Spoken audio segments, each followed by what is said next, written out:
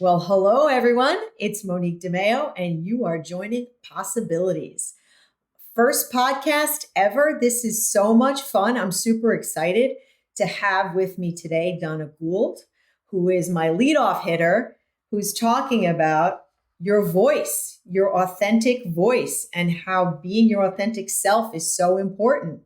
Who doesn't want to hear that? Welcome, Donna. Hello, Monique. So happy. How are you, honey? This is exciting. I wish you were in front of me because I'd be giving you a big fat hug. Well, this will do for now. We have a rain check on a face-to-face. So to give the listeners and the viewers context for our story here, part of the book, The 7 Secrets to Designing a Life You Love and a Practical Guide for Women in Leadership, which you may know is the book that is being launched in September, and it may be at the same time as this podcast for all I know. But right now, chapter 1 talks about authentic voice, and Donna and myself came up through the ranks in about the same time frame in the 80s and some partially the 90s. And Donna talks about her journey in getting her authentic voice. And I want to ask her about the importance of being authentic in life just overall. Well, I think you do a terrific job in the chapter of talking about what I think there's one point where it says something like, so what's the big deal about being authentic?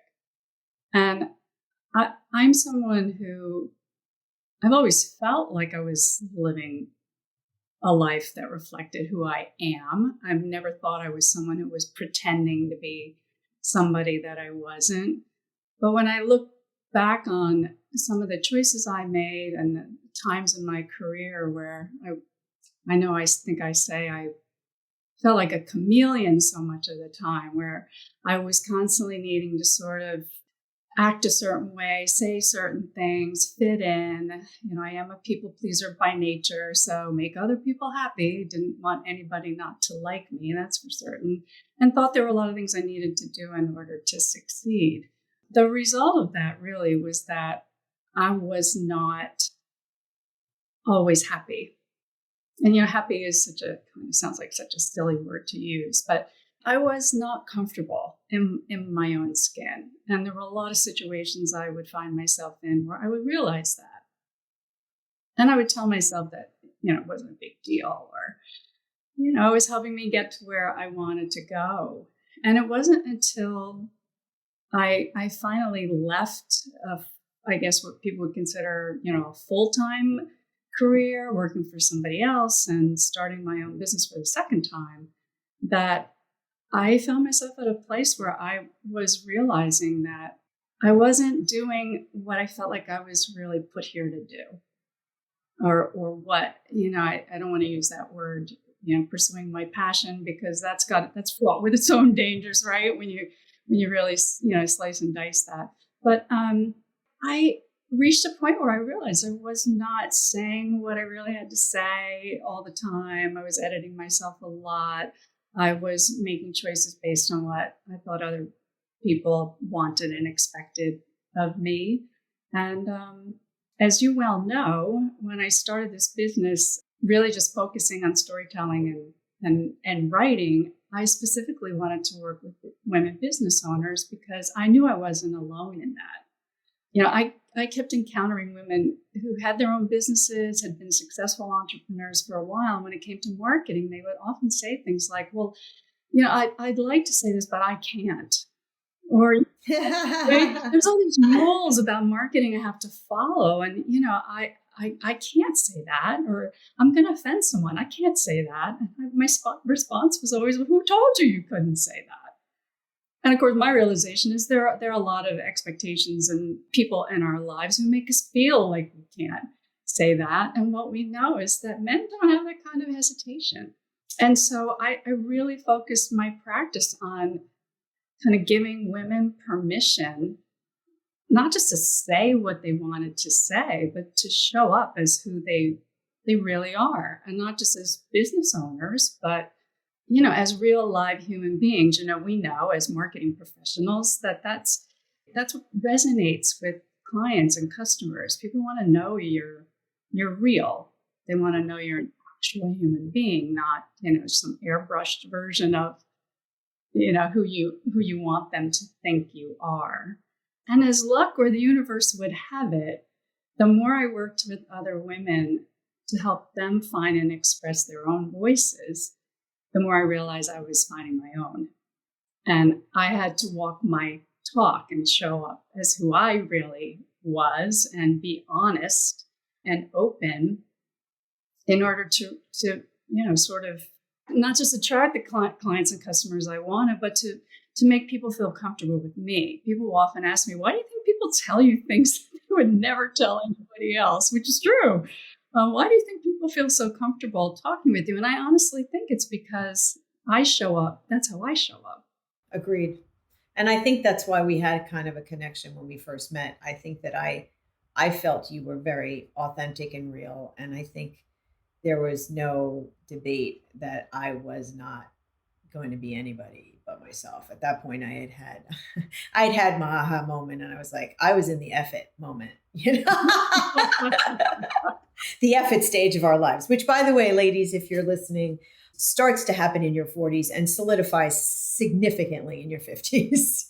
And by that time, you don't care what people think of you. At least that's been my experience. I'd like you to talk about your early career. And there's a line that you told me that I put in the book for those of you who haven't read it. And it's just mind blowing what you were told why you couldn't run a division. I just think that's awesome. Can we talk about that for a little bit? Give us context to the audience.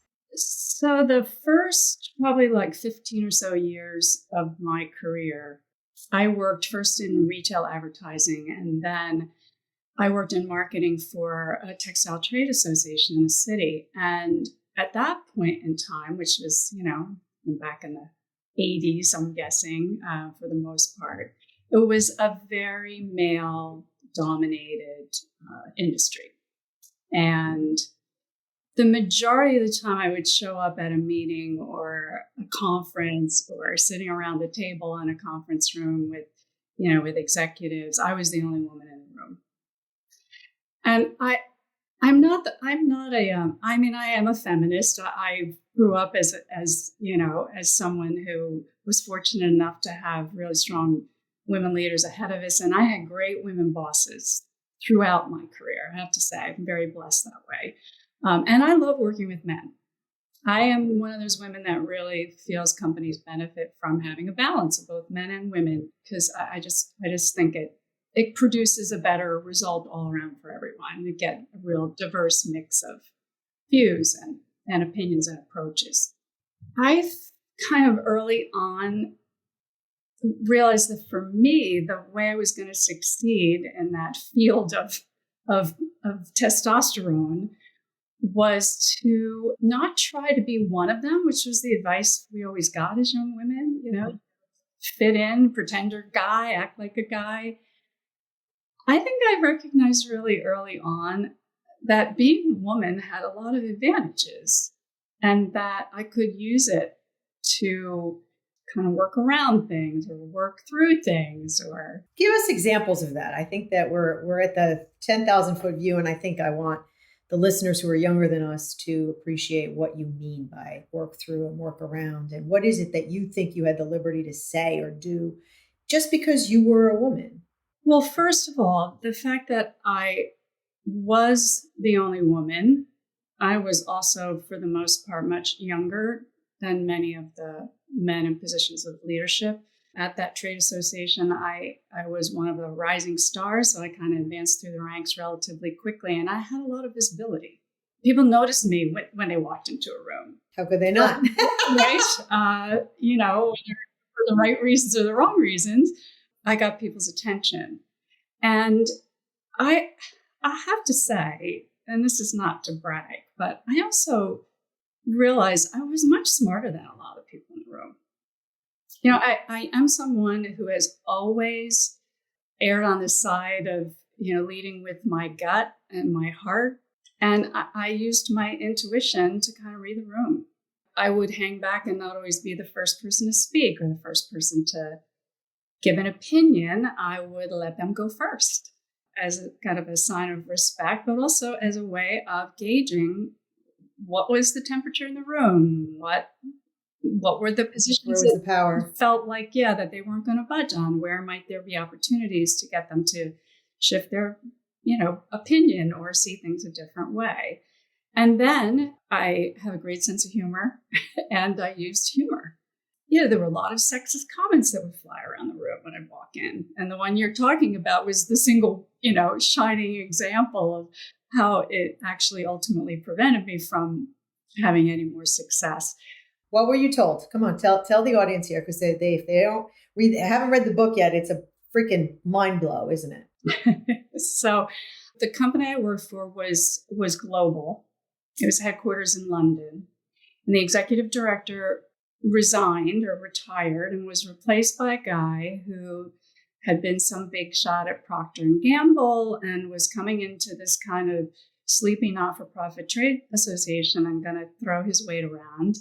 And I was the president of the U.S. branch of that organization, which was one of the 3 largest branches out of 30 some odd around the world.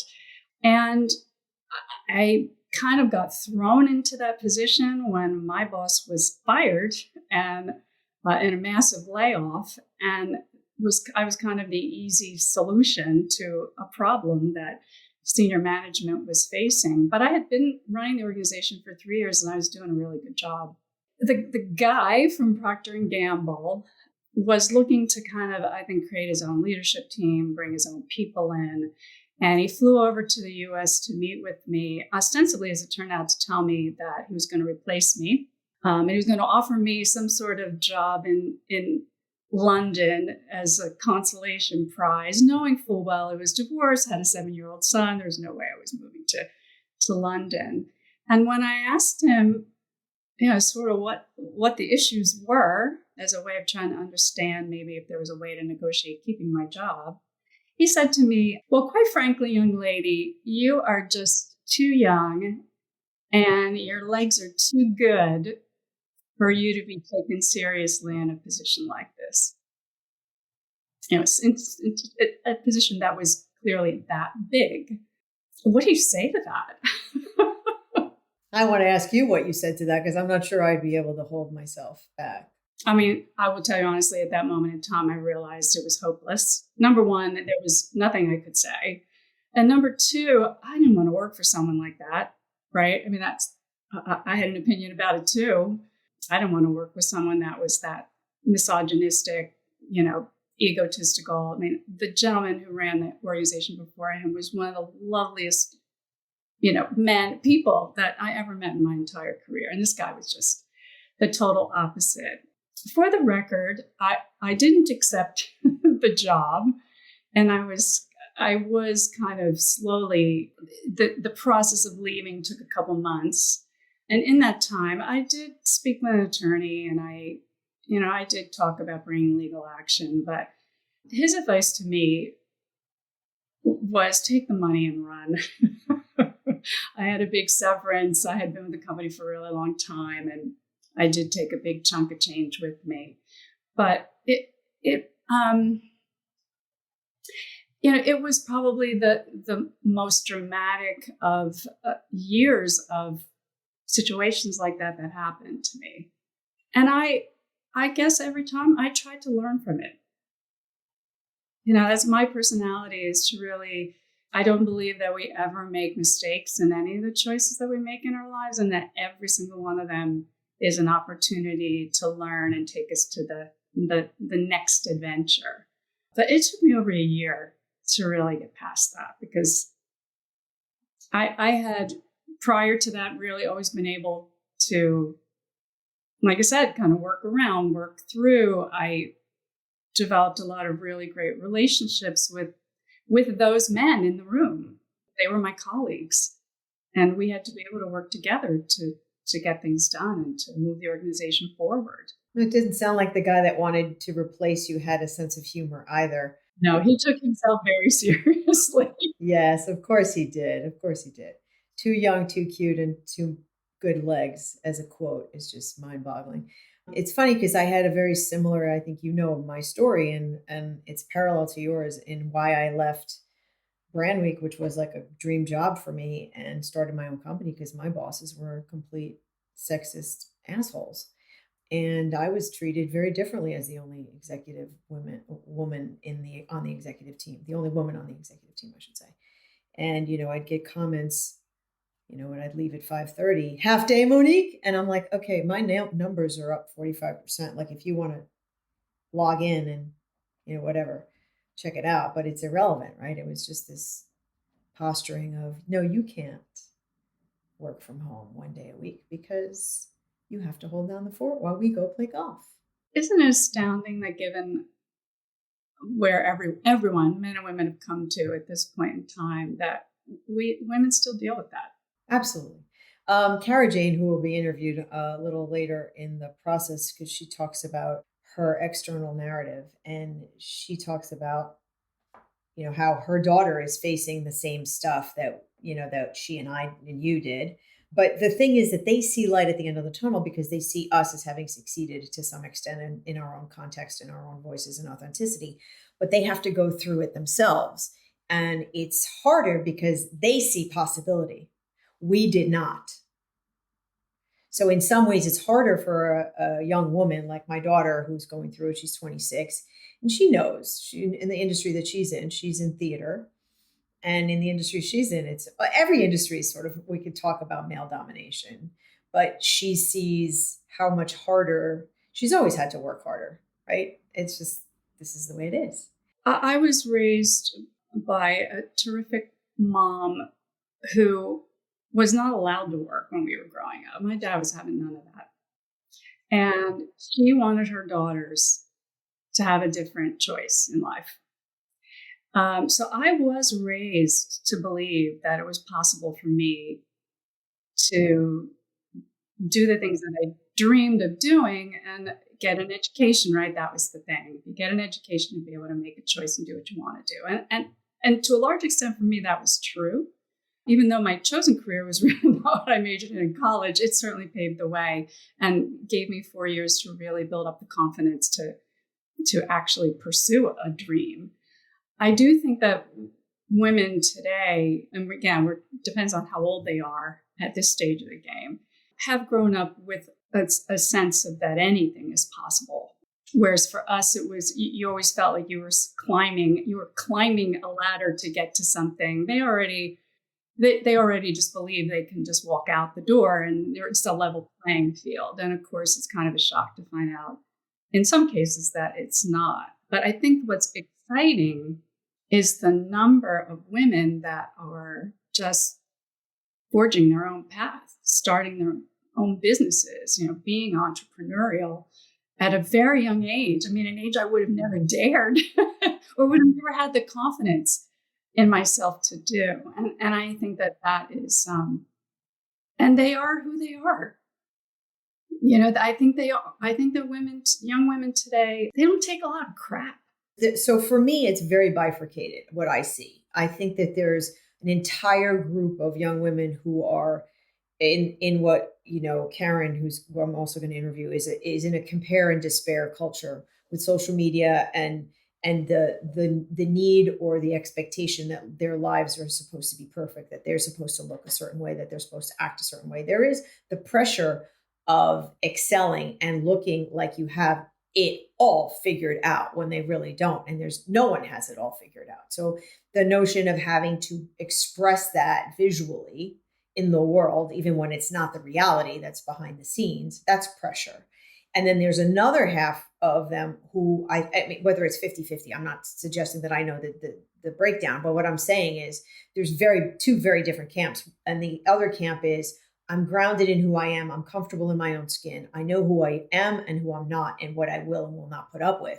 And sometimes it's almost, it's excessive. It's like they come into a job expecting to be VP in a year. You know what I mean? I'm like, wait a second, you haven't paid your dues. So chill the F out. That is like the extreme on this side. And then the other side is, oh my God, did you see her Instagram post? She has 10 million followers and I only have 1,000, this kind of compare and despair. So today's young women have a different kind of pressure, a different kind of awareness, and a different kind of possibility in their lives. And I think we're on the same page that they see more like, of course I can do that, because they see women on boards. They see women presidents of organizations. We didn't have any of that. When was the last time you looked at a publicly traded company and saw a CEO or somebody on the board of advisors, board of directors, C-suite, any of it? Zero. Like, I think there might have been one CMO at Pepsi and whatever. She was lovely.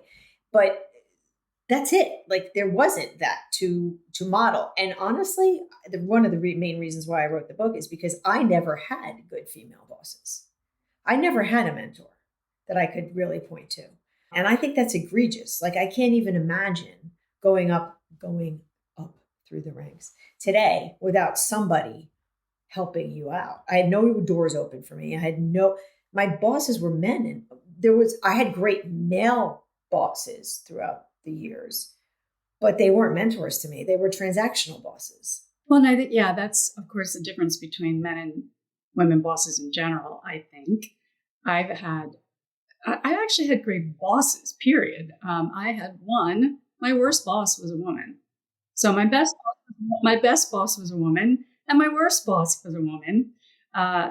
Just because we're women doesn't mean we're all, No, we're humans, right? Yeah. And of course, as you know, because we're sort of contemporaries, it was a dog-eat-dog world for women trying to climb that ladder. And so we were not always helpful in bringing our colleagues along. But my best woman boss, I will never forget. She sat me down one day and she said, "Listen, I'm going for a promotion. And the best way for me to get a leg up is for me to take you right behind me. And so you need to it was that thing of pull up your big girl pants, get your shit together. Because when I walk in and tell them I want that job, I'm going to recommend you to take mine." And she did that 3 times in a space of 15 years. She was definitely one of a kind. I will say that.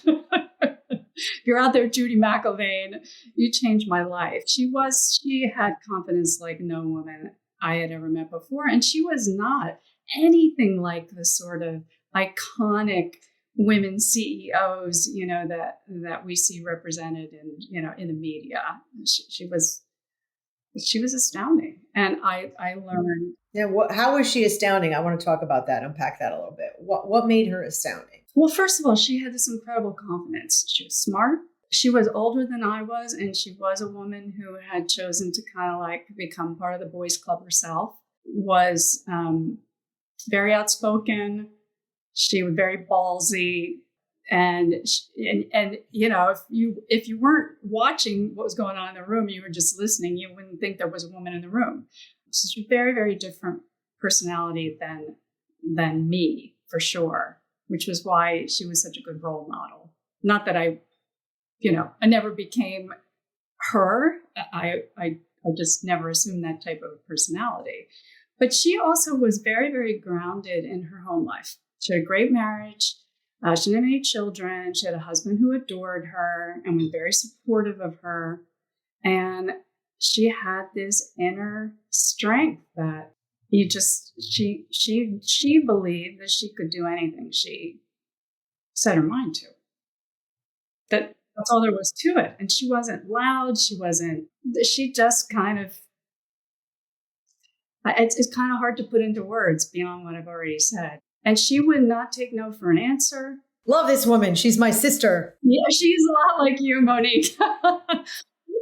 She's very low key. I mean, she would not toot her own horn. She was not somebody she was really there to make a difference for the company. She was all about the company and making right choices and trying to help it grow. And, we were a very public facing team. So we were out in the market all the time and representing an organization in a very visible way. So if you had to tell your younger Donna Gould self today what you know now that you wish she knew then about authenticity and the importance of it and making the choices that you made ultimately where you were super, super happy, what would you say to her?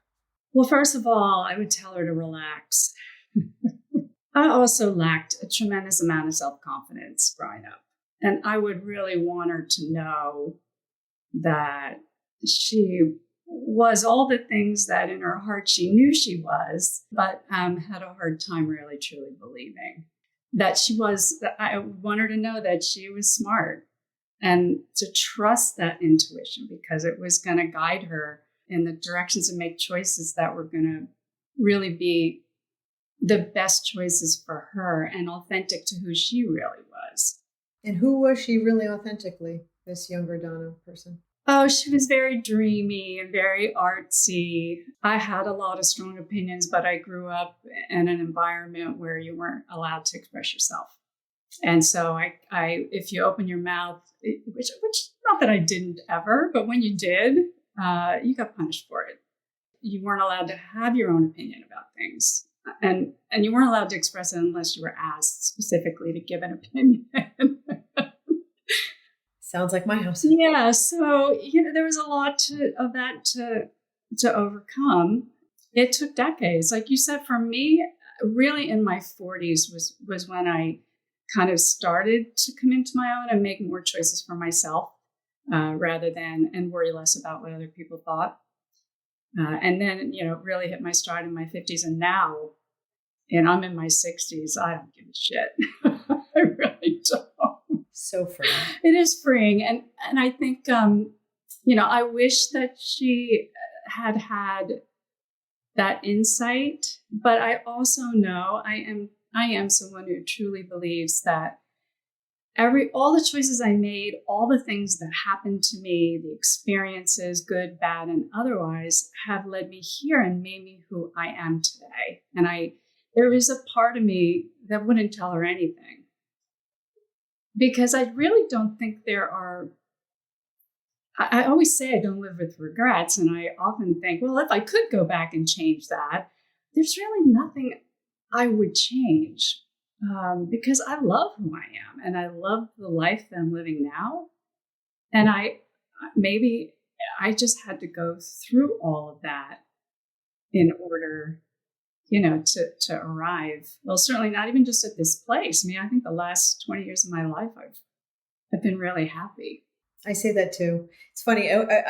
When you do any sort of, self work on yourself and training and all of this stuff that we do to become best versions of ourselves, you talk about your journey and you talk about your childhood and you talk about sort of the big moments that were not ideal and the hardships and the challenges and all of that stuff that we went through. But ultimately I came to the realization, not just kind of recently in the last 10 years, that without those challenges, without those overcoming those things, we wouldn't be who we are today. So in order for Monique to show up the way she shows up for you today, she had to be the 5-year-old bullied kid. She had to be the 10-year-old bullied kid. She had to, be the immigrant and get picked on and have all this stuff happen in the family and all that turmoil, because ultimately what created the drive to succeed and the overcome, and I'm going to show them, and I'm, like all that stuff that you had to draw upon. Maybe if I had a nice, cushy, life where everything was handed to me, I'd be, I don't know, living on the streets for all I know. I have no idea.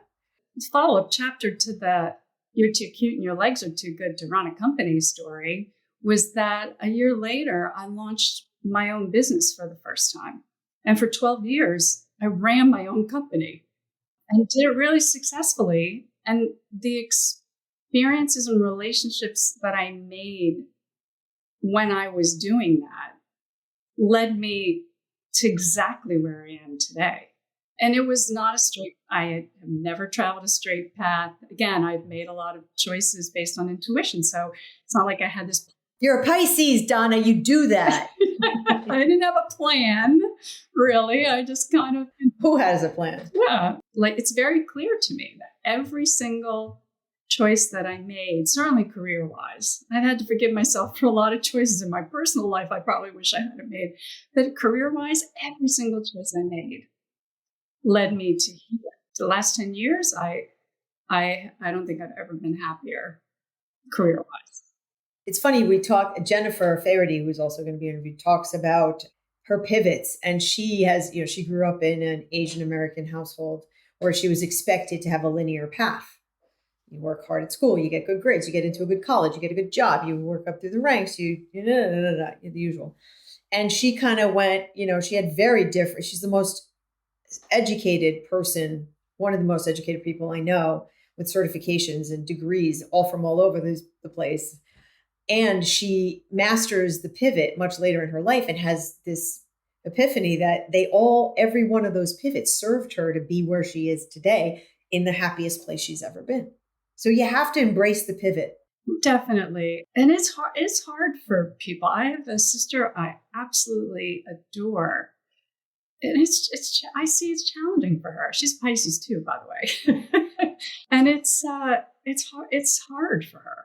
And she has a hard time forgiving herself for some of the choices she's made, that she sometimes wonders, what if? And of course we all, I had an interesting conversation with my dad, who, was extremely difficult man. But I remember when I majored in fashion illustration in college, and I had this dream of becoming this famous fashion illustrator in Manhattan. That was the childhood dream. And when I got out of college, there were no jobs to be had. And I, again, started working in retail advertising and marketing, and eventually learned all of that on the job. And I was, by all accounts, I was a president of that organization. I was 33 years old. That was just unheard of. But I always had this nagging thing in the back of my mind, like, what if I had made this other choice I had to be a freelancer? I needed money. I was living on my own. I had to support myself. I thought, I can't take a freelance job. Where's my next meal going to come from? And so I took the full-time job that led me ultimately to where I am now. But I always somehow felt I had disappointed him, because I wasn't doing what I was, quote unquote, supposed to be doing. Interesting that you thought you were disappointing him. Yeah, I thought I was disappointing him. Shocking. I've never forgotten. This is many, many years ago. He just looked at me and he said, well, are you happy? And I said, I love what I'm doing. And he said, well, clearly you're really good at it. So it looks like you've made the right choice. Wow. And that was the end of that conversation. That was the end of that conversation. And all those years you carried around the fact that you thought, again, the stories we tell ourselves, internal narrative, chapter 5, that we have these stories that we convince ourselves to be a certain way because somebody's perception of us is a certain way, and therefore it is true. Well, and so, we've talked about this many times over the years. So I call myself a storyteller. I've been writing since I got my first diary when I was, 6 years old, 7 years old. And I do believe what a lot of people say, which is that I guess the way I phrase it is, our life is the sum total of the stories we choose to tell about it. And I think there's, to go back to the, why is it so important to be authentic? I think as we get older, it behooves us to be more honest in the stories we tell ourselves. And you can go back, we're never, I think you say this in the book somewhere, we're not stuck with this version, this story, this chapter. We're not stuck with those. Because we have the power to create those stories, we have the power to change those stories. We can revise those stories at any time we choose, right? It's a choice. We can choose how we show up. And we can also choose how we want to memorialize the things that go on in our lives that we turn into those stories. Now, my dad was a very difficult dad. And that story is never going to change because it is what it is. And, I have siblings to corroborate it. So it wasn't made up. But how you chose, so the choosing part is how you chose to respond or to internalize or not internalize his crazy. Because my dad was an autocrat, no question. It was his way or the highway. There was no discussion. There was no debate. There was just like the raising of the eyebrow at the dinner table meant you were in deep trouble and you were going to get severely punished. And there was no, you didn't take him on. You didn't give him lip.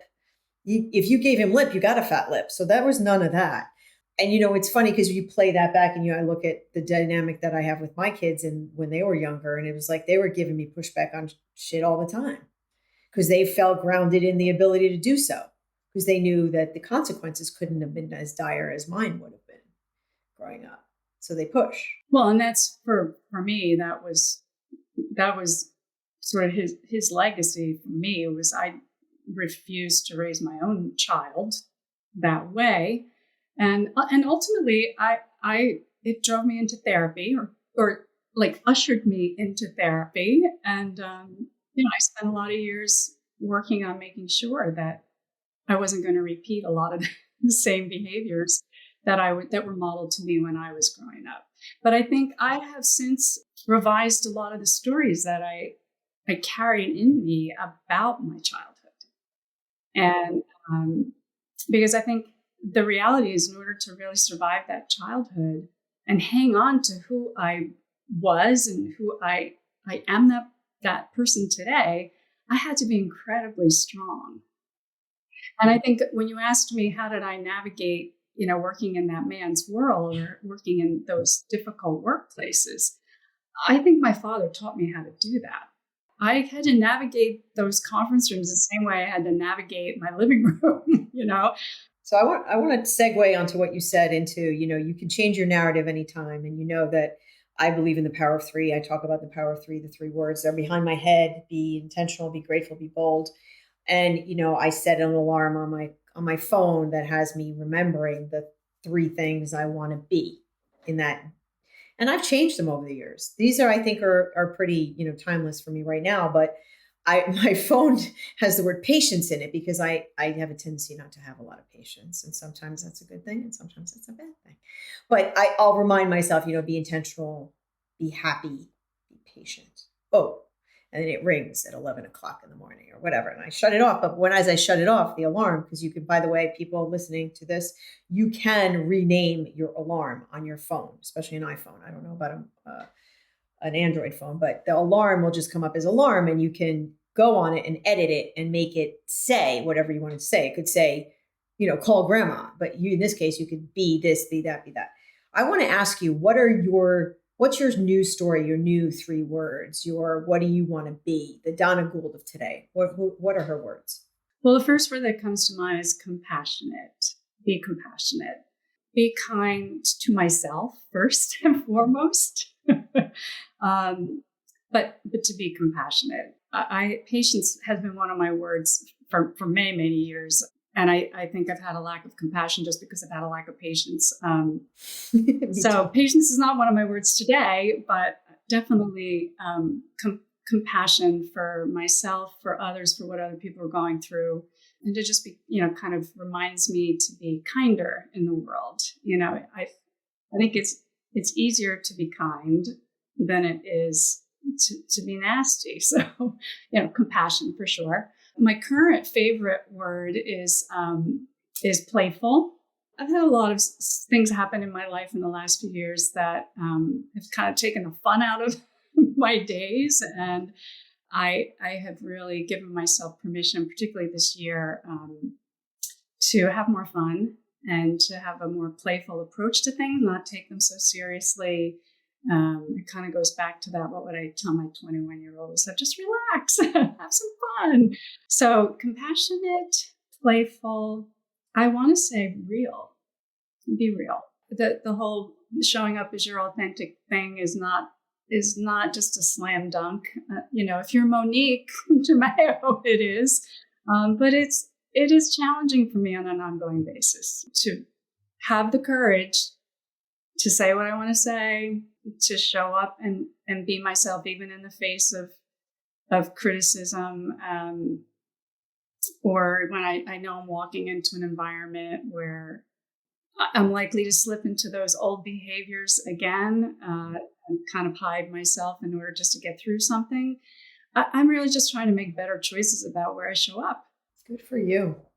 Because you just told me about, I don't know, a couple minutes ago that you don't give a shit what people think of you. So there's no... It's true, but those old stories die hard, right? That's what therapy's for, isn't that? Yeah, but it takes, for me, I say it's a lifetime's work to really overcome all those years of whatever happened in the past, and to remind myself. So even when I'm with good friends or people I trust or people I know really well, it's very easy. And when I'm with people I don't know at all, it's very easy because, like you said, I don't really care what they think. I don't need to make more friends. But I think what's hardest is when I'm, I'm in an environment or in relationships where I do want to nurture them, and it's not that I want to be liked as much as I want to be. I want to be someone that those people want to be with and want to get to know and want to spend time with. And so I'm likely to worry more about what I say or, what comes out of my mouth at any given moment in time, because I am not someone who likes to offend people or intentionally tries to offend people. I am a people pleaser. I think I will be a people pleaser till the day I die. That's a great segue. I think I want to leave the audience with a little bit of, the authentic self thing. We talked about it from a personal and professional perspective. I just want to unpack. Do we think that women in general have a problem reconciling their authentic selves between work and home? Do you think we show up the same way in both places? Well, the answer to the question is no. I think that women don't. I know I didn't. I do now, although again, I think if you are a client of mine, I do have a professional self that when I'm working with a client, that professional self takes over. In my personal life, that professional self doesn't exist. But that professional self isn't false. It's just a slightly more cautious and conscious version of myself, right? I'm no longer pretending to be someone I'm not. Life's too short, right? And that's not the nature of my business. If I'm going to help you show up as who you are, I have to show up. But I do think I see it in the women that I work with. I see it in my friends. I think the way you talk about it in the book is very powerful because it's not a criticism, right? It's what we think we have to do to be successful or to have people like us or to have people respect us, to have people take us seriously. And like we were saying before, that in a lot of industries, a lot of verticals, women really can't be who they are. They're not encouraged to be who they are. Not in a big corporate environment. I think in smaller environments and in consulting or thought leadership environments, like you and I get paid for our expertise. So I'm going to say stuff that I could never say if I was a corporate employee getting paid by the big man. If I worked for a Xerox or IBM or, some of the brands I can't really name that I work with today, my clients within those companies basically have muzzles on them. And I don't even know how they operate their day. I get apoplectic thinking about how many people are like converging over a project that is this big. It's just like, are you kidding me right now? But I think it goes back to what we talked about in the very beginning when I said that I chose to focus my business on working with women because I felt they had specific challenges when it comes to marketing themselves and their businesses. And even entrepreneurs, people running their own businesses. I was thinking the other day about a client who was launching a business. And I think this is where I see it the most. If somebody's just starting out, or let's say they're pivoting and they're moving in a different direction and launching something that they haven't tried before. There is this tendency to feel that they have to oversell their credentials, that they have to prove that they can do it by, loading up their website content or their emails or their social with their credentials. I can't think of another word, a better word to use, how much they've done, what their education and their work experience and all these things that, I'll say to them, with all due respect, no one cares because you're running a business. You're running a very successful business. And as you said, Monique, when people hire us, they hire us for our expertise. I said, so if you're launching your own, acupuncture practice, yes, I want to know that maybe you have some experience, but I don't need to know every degree, every certification. 30 years ago, you graduated from wherever you've worked at. I don't need to know that because there's a certain level of trust that I'm bringing to the party here. I'm more interested in how you can help me. And I think that's probably the single biggest thing that I bring to the party when I work with clients is that, it's not about, we don't have to prove ourselves over and over and over again. And I think the most spectacular thing about being the age that I am is that I'm really clear about that. I don't have to prove myself to anyone. And I honestly, don't have to prove myself to myself, although that's a daily conversation. So you're a tougher audience than most. I am. I am a much tougher audience. But yeah, so even women who are running their own show are not always showing up as that person that they are in their non-working life. And as women, marketing to women, it's a dangerous thing because we want to see that authentic business owner, entrepreneur. That's how the world gets better. Yeah. I come from a place of every one of us has a unique gift. Sometimes we figure it out. Sometimes we don't. Sometimes we have more than one unique gift. But once we're clear about what that is, we should show it and share it in the most genuine way we can. That is what I'm clear about. I am clear about that everyone has a gift to share. And if you spend your whole life looking for it, or at least somewhat pivoting and figuring it out, and then once you figure it out, you have to stick with it and you have to share it. And I'm here. I think I'm pretty clear that the reason I'm here doing what I'm doing is that I want to create for future generations the stuff that we did not have when we were coming up through the ranks. That's what I'm clear about. And I won't take shit from nobody. In that process, that's what we're going to do. We're going to change, even if we change 5 lives, I'm good with that. 10 lives, 20. I mean, I'm a little more ambitious than that, but. First of all, I think on your board behind you there, you need to have one of those things that says, don't take no shit from nobody. Number 1. I will do that. And and number 2, it can be scary to show it. Even when you know what that gift is, it can be scary to show it. But who is it that says we don't do anyone any favors by playing small? Well, there's a thing called, all right, so I'm going to wrap it up, but there's a thing called success tax that Brendan Bouchard talks about when I went to his High Performance Academy. And he's right. It's like not everybody in your life, in your ecosystem, your circle, whatever you want to call it, is going to be happy for you when you come out with that.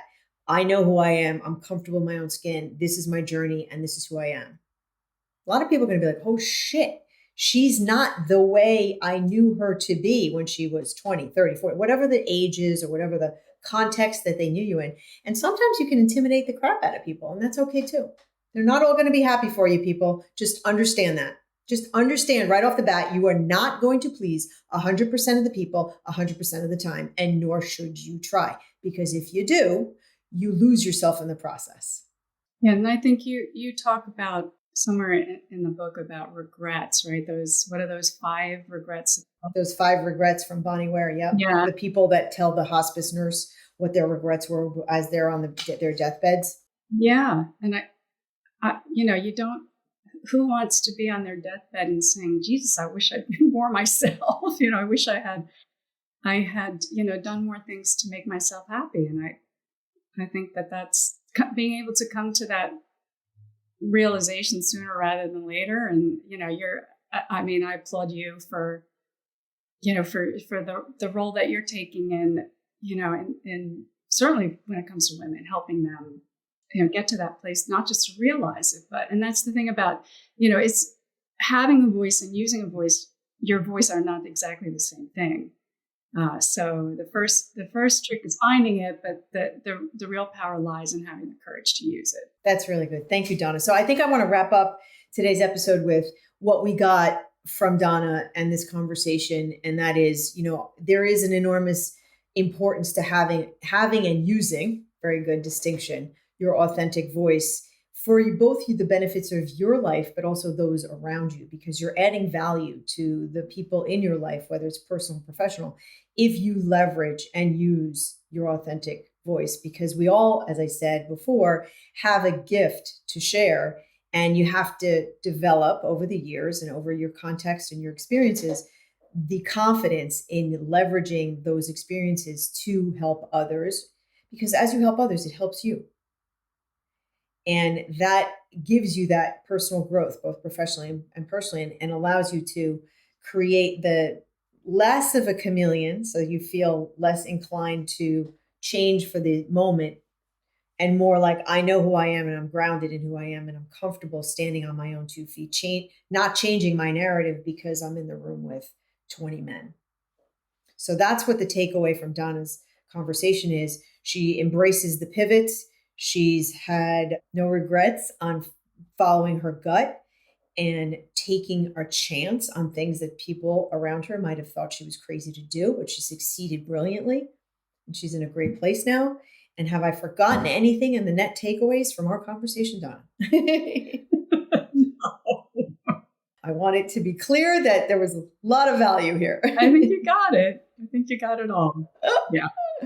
Thank you so much for being with us today. Donna Gould, you are a rock star. I thank you for being part of my journey, and I love you. Mwah! Thank you. Thank you so much for listening to Possibilities with Monique de Maio, where we unpack life as a female mover and shaker. If you like the show, please consider liking it, or better still, subscribing to it and leaving us a rating. It truly does help. Also, you can pick up my book, The 7 Secrets to Creating a Life You Love, a practical guide for women in leadership. You can find the book, other episodes of this podcast, and how to stay in touch at moniquedemaio.com. DEMAIO. I look forward to seeing you again soon. With gratitude, Monique.